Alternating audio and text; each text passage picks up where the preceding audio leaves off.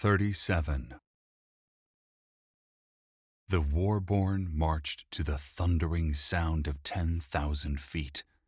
Most wore mail of plate and chain, and most bore swords, axes, or hammers, while others were ranged specialists who carried bows or arbalests. An honor guard of 10 carried and protected the indestructible cube that housed the Black Fog. The Black Fog was the true weapon that Thalmir tried to hide from the world. As impressive as the Warborn were, they were just muscle, where the Black Fog was control, pure and deadly. The Prime would soon return, and Mirthandir cursed the ancient Thalmir for being cowards, for not using the weapon crafted by their mad king. They could have ended the Prime long ago, but they chose free will over victory. He spat at his feet, and his mind drifted back to the day, more than a decade ago, when he discovered the first thread in the unwoven tapestry that led him here, to this moment. In an ancient and long-forgotten volume on the rise of the Dark Ascendancy, he found a single mention of an attack by the Prime in the darkest days before the rise of the Old Gods. Most historians, even his brothers among the lore masters of Zinthos, held faith that the Prime had only invaded Khorne once in the year 7683 AC. They attacked without warning and raged over the planet for much of the next 2 centuries before mysteriously withdrawing. The Alliance wrote glowing histories about their great victory, and all the many peoples of Khorne believed to this day that the heroes of the old chased the ethereal demons back to the stars. But these were half-truths. Mirthandir found a copy of the lost Writ of Cernunnos rotting in a temple dedicated to the ancient horned god of knowledge. The tome was in such bad shape it crumbled to dust when he turned the page. He saw only one passage describing a fierce battle between the old gods and demons of ether and thought, who followed us from the outer realms seeking what we stole from them. Through further study, Mirthandir learned these ethereal demons were Prime, and they had invaded Khorne not once, but twice. Their invasions were cyclical, coming every 6,720 years. If this hidden history was accurate, then the Prime would come again in just 13 short years. He brought his evidence before the lore masters of Zinthos, sure they would alert all the people of Khorne in time to rally, to fight the impending Prime invasion. Instead, they mocked and ridiculed him for hawking unprovable prophecies. Mirthandir left Zinthos that day, disgusted by the lore master's fear and conservatism. He spent the next several years hunting down evidence to present to his one-time masters. Then, in a sunken ruin deep under the sands of Gypt, he found the proof he sought, and that proof found him. To this day, Mirthandir did not understand how he survived the Arbaleth, how he resisted the Prime, how he evolved to leave all other sentient beings behind. He was consumed and reborn that day. And now, all these years later, he would fulfill his purpose. Today, a new age would dawn, where order ruled over chaos, where all voices were one voice, his voice. Let the Prime come and see what I have become. Mirthandir's thoughts rushed back to the present as the light of the new sun warmed his face. He led his army through the gates of Dar Thorim, knowing only he could destroy the Prime. He cared not for the cost of the victory, because failure would mean a fate worse than death. All would come to believe as he did, one way or another. The army marched to the water with the gnome woman and the Zaidai by his side. He looked down on the purple-haired life-master and saw a tear marring her cheek. "Hold fast!" Mirthandir yelled, and his entire army came to an immediate halt. Impressive, he thought.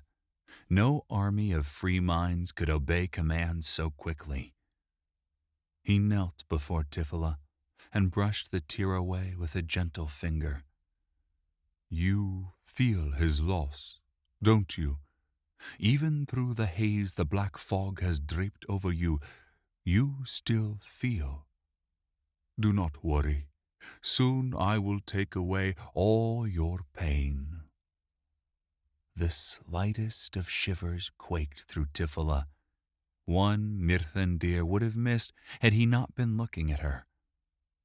His face became kind, and he leaned in close, whispering into her ear, "You truly loved him, didn't you?" He watched as another tear formed in the corner of her eye. "Your memories will only distract you from our great purpose." He stood, and the adamantine cube flowed open. The black fog spun up, twined into the air, and spun back down towards Tifila.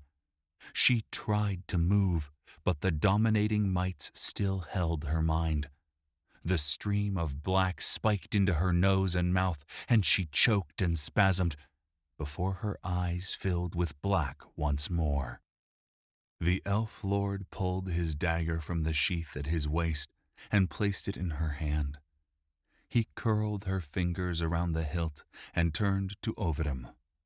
"Kneel," he said, and the Zaidai did as commanded. He turned back to Tifila and smiled. "Cut him for me." Without a hint of hesitation, Tifila walked up to Ovidum, and the dagger flashed silver as she swiped the blade across his left cheek. He didn't even flinch as blood dripped from the clean, deep cut. Mirthandir smiled at them both and stood. A light breeze brought the smells of the deep water to them. He gazed across the lake to the spire.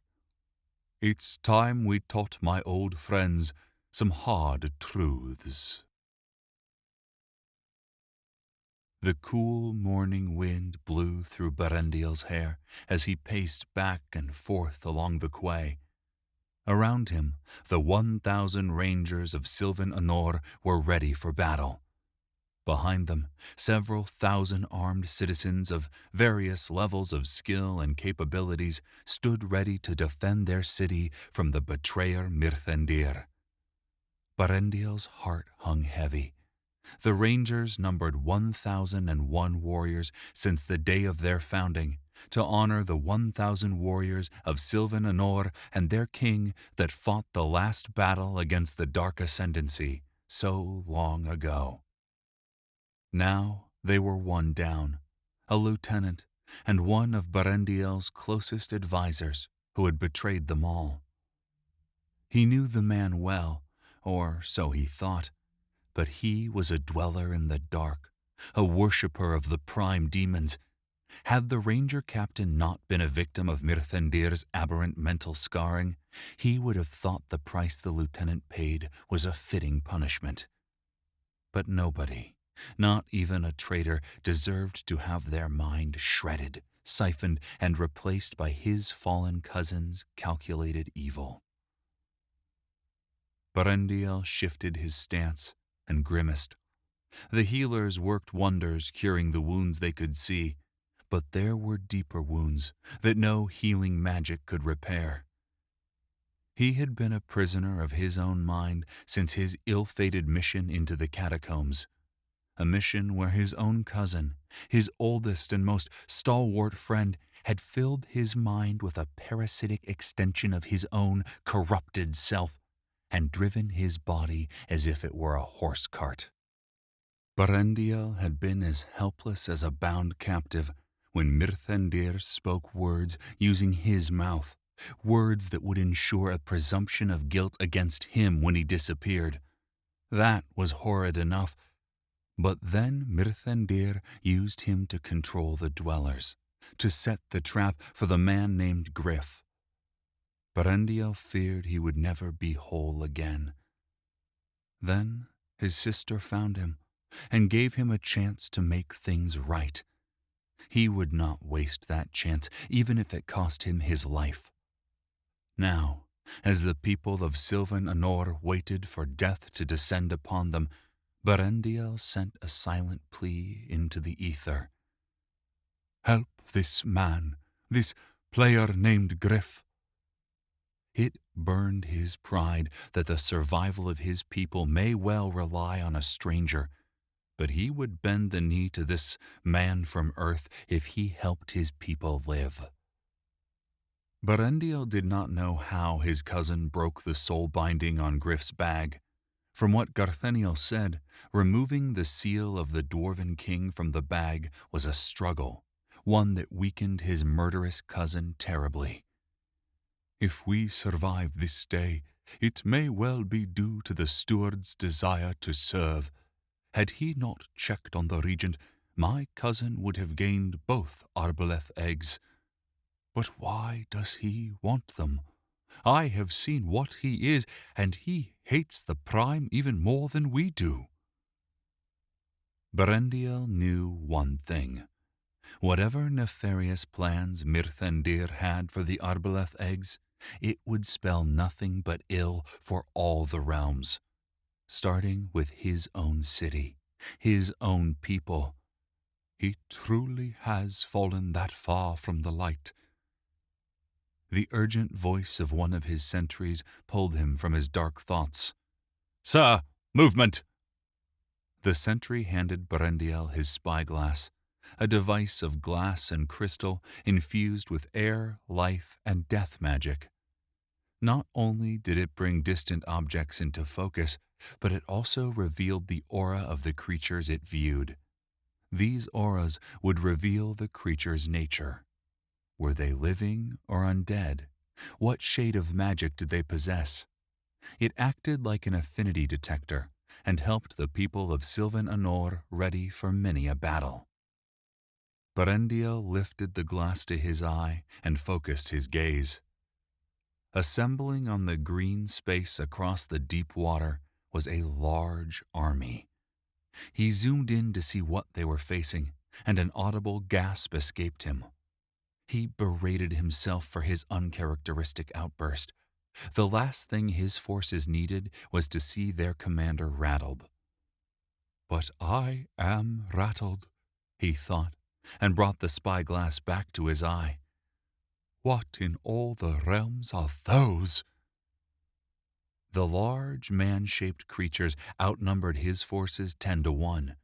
They swirled with the green of life energy, the brown tinge of earth magic, and strangely, the dull gray sheen of the ethereal. "The magic of the Prime? What the hell are these things?" "What are they, sir?" the sentry asked in a nervous voice. "Enemies of the people of Sylvan Anor," Berendiel said in a loud, clear voice, "and we will kill them." He passed the spyglass back to the sentry, who gave him a tight grin. A raucous cheer rose among his men, and swords and bows were raised high. The captain held his own sword aloft in a silent salute, a wide grin painting his face with a lie of confidence. Mirthandir still needed to ferry his army across the deep water. It should buy us some time, and perhaps we'll be able to pick some of them off while they land. A sudden tremor rose, and Berendiel buried a look of shock. He snatched the spyglass from the sentry's hand and scanned the far waterfront. He spotted his cousin kneeling at the end of the opposite quay, hand to the ancient stones, eyes staring across the lake at Berendiel. A raucous storm of grey light spun around Mirthandir and then passed through his palm and into the ground. The ether was the basic essence of all things, a primal soup of possibility. An adept trained in the sphere could use the primal stuff of the universe to alter reality. There had been few outside the prime to ever master the sphere. What is he doing? The tremor rose to a rumble, and then the deep water roiled. Lazy birds, waiting for the telltale signs of fish, launched into the air with irritated squawks. The water surged upwards in a direct line between Mirthandir and Berendiel, parting the lake. Waves rushed towards both shores as a span of stone emerged from the lake, a terrifying harbinger of doom. Gasps of shock and fear pushed through the armed citizens arrayed behind Berendiel, but the way his rangers stood in silent readiness filled him with pride. He could not blame the others, for he felt the same fear. "Steady!" Berendiel said in a loud, calm voice. Somehow, his aberrant cousin had harnessed the deep memory of all things that lay in the ether to rebuild what once was. A tense silence hung in the air as the waves calmed and the water turned glassy once more. A single boom broke the silence as the bass of a massive war drum flowed across the water. Then another, and another, and another. The army moved in time to the sound of musical thunder. "Hold fast! Hold true! Rangers to the waterfront! Ranged casters, spread out behind them! The enemy will bottleneck crossing the bridge. We must keep them from reaching the shore. For Sylvan and Or! For the light! For Sylvan and Or! For the light!" Came an answering cheer, much more boisterous than Berendiel could have hoped for.